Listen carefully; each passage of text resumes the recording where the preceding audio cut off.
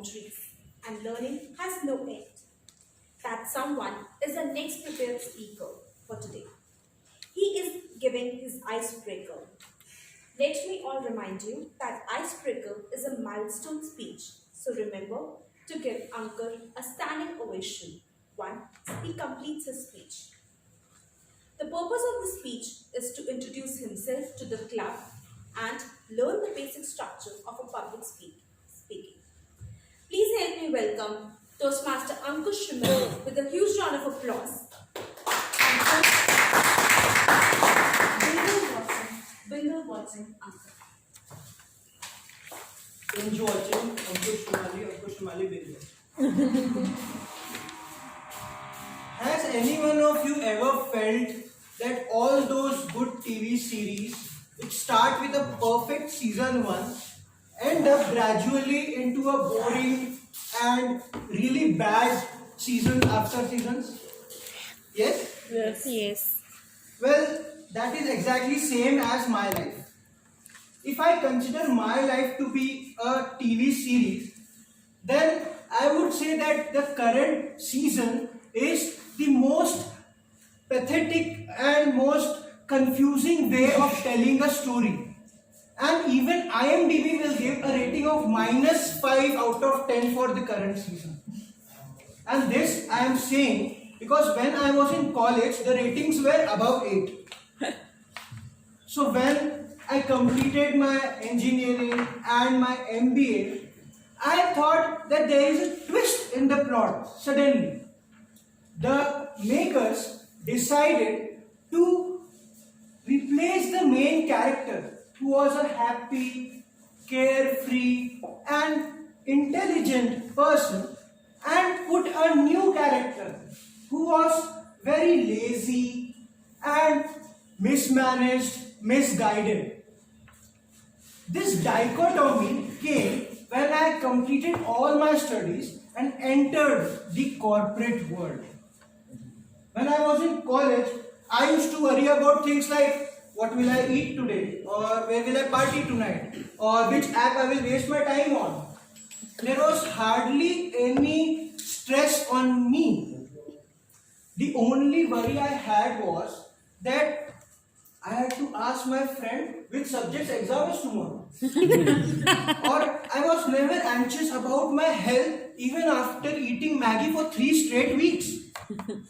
And there was no concerns of money as long as my dad put my checks on time.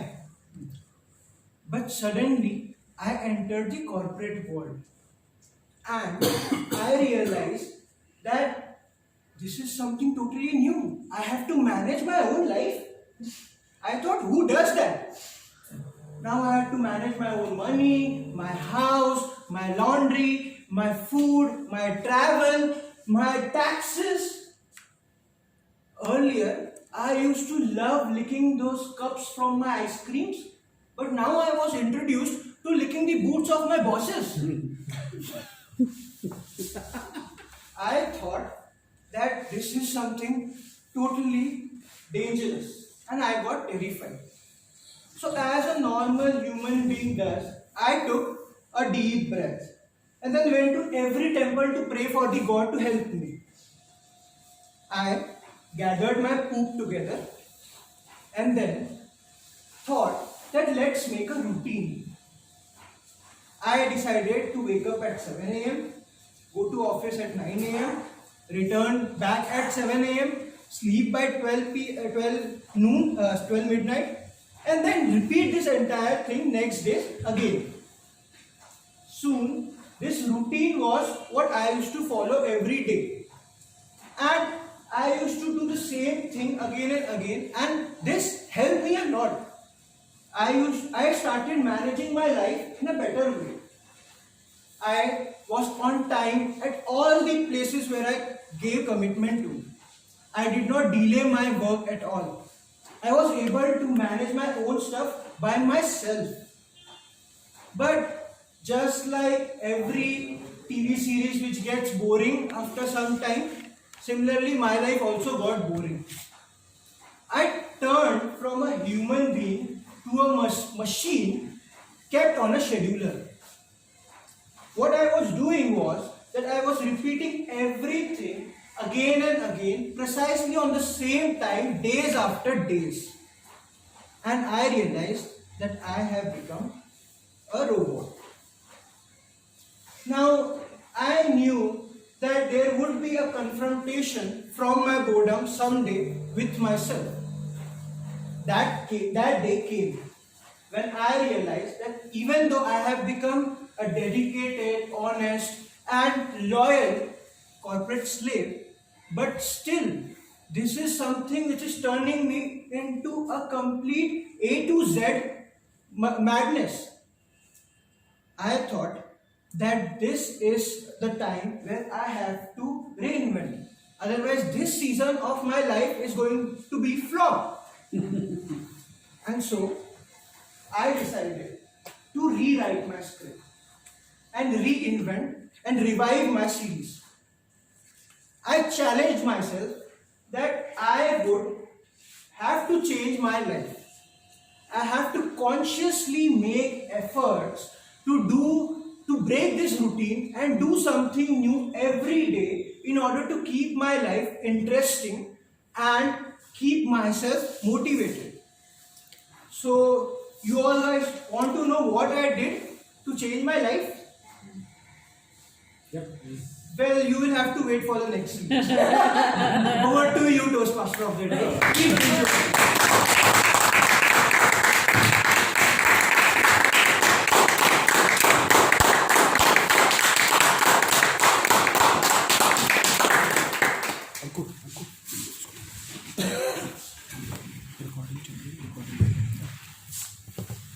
One minute of silence for everyone to mark the feedback or to write the feedback for the speaker. I request the timer to please show me the red card once the 1 minute is over.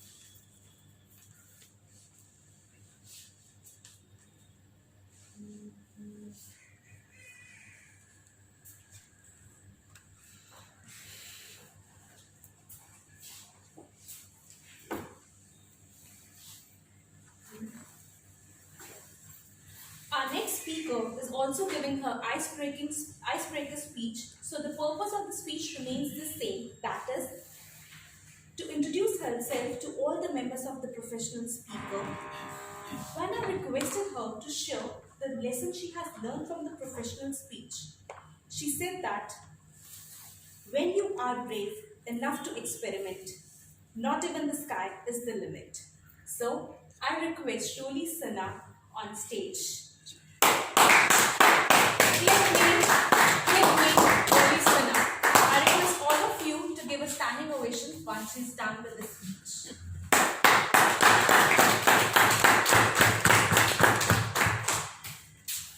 No! Come with me! Come with me! She dragged the photographer all the way to the mirror, chin propped in her hand, giving a huge, happy smile, and said, "Look me." The year was 1973, Toastmasters and dear guests, and I was at Littlesburg. It was a time when photographers used to be invited home to click pictures of the family. And all I was interested in was making sure that my picture got clicked. I didn't care about my entire family waiting in the garden so that everyone could get their pictures clicked. I wanted my picture clicked. Because I loved my smile. And I smiled. I still have that picture in which I'm sitting in front of the mirror and my chin is propped up and my smile is there. And this photographer was so fantastic. He caught that mirror, my reflection in it, my smile in it, without getting the camera in the mirror. It was a black and white, no filters necessary, perfect picture. I thought I had the best smile in the world.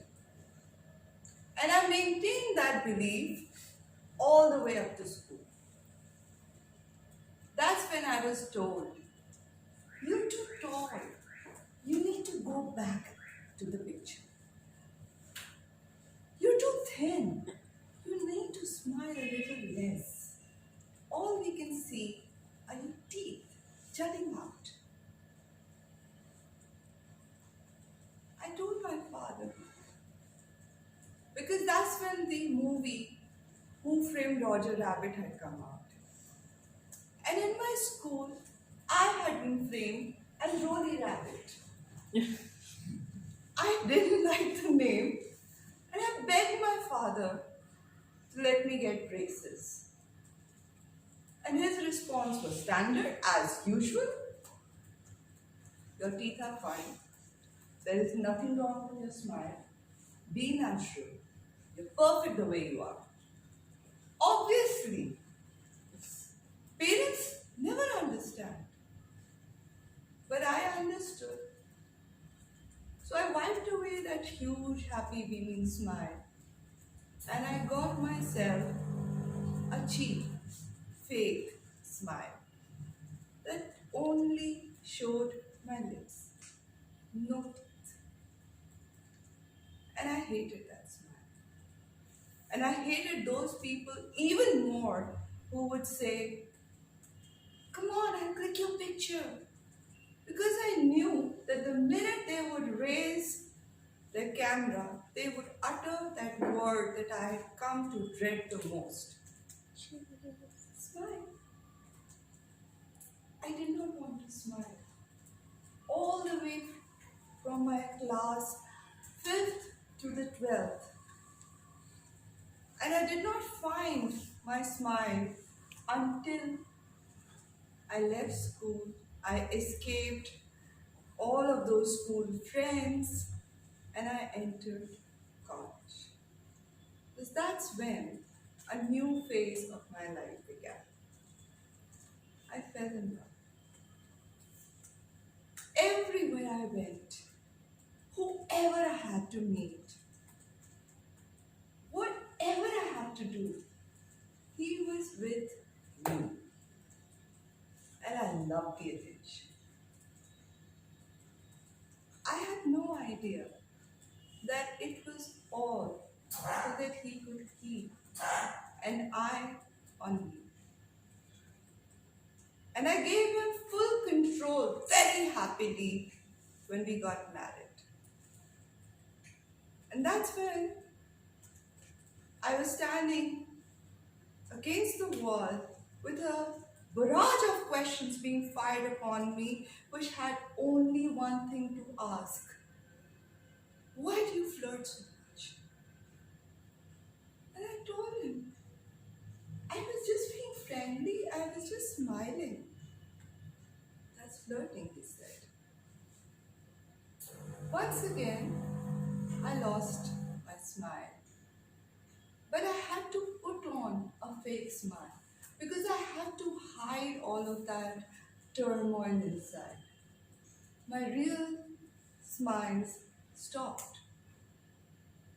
And in their place, the boozing and the beating continued. When I had come to a point where I realized that if I had to live, I had to leave, I did. But I left with 2 children.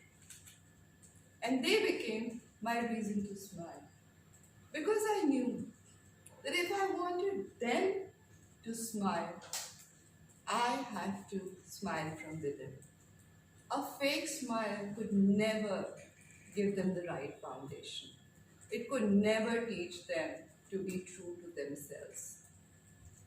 And with my real smiles, I also told them that at the end of a really bad day, it's okay to invest in a good cry. Because when you let those tears fall down your cheeks, your eyes are clean to see that every dark, stormy cloud has at least one silver lining. And I've come a long way with my stick. I don't know when I will walk without it, but I know that I will run and I will trek and I will go up to the top of the mountain where the clouds will be waiting for me and I will be waiting for the sun to rise with my huge, happy, beaming smile. So what are you waiting for? Whip out your mobile phones and click me! Madam Toastmaster.